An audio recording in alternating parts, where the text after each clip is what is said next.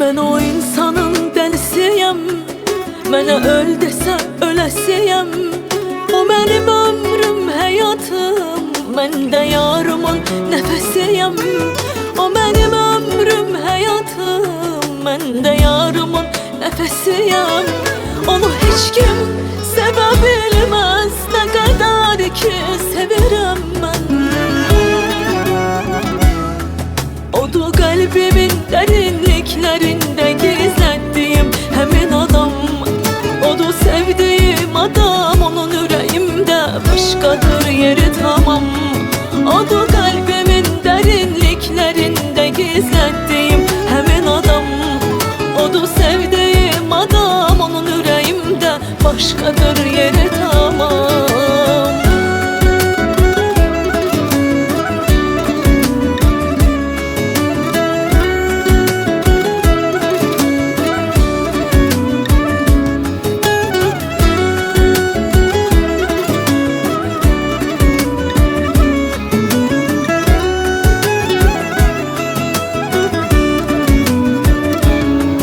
Daha nə qəm var, nə də kədər, mən sevdiyim məni sevər.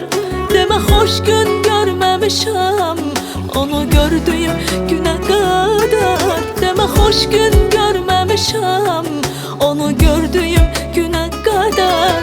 Onu heç kim sevə bilməz, nə qədər ki sevirəm mən. Odur qəlbimin dərinliklərində gizlətdiyim həmin adam. Odur sevdiyim adam, onun ürəyimdə başqadır yeri tamam. Odur qəlbimin dərinliklərində gizlətdiyim həmin adam. Odur sevdiyim adam, onun ürəyimdə başqadır yeri tamam. Odur qəlbimin dərinliklərində gizlətdiyim həmin adam.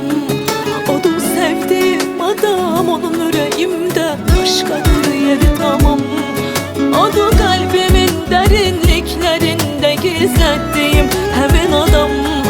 Odur sevdiyim adam, onun ürəyimdə başqadır yeri tamam.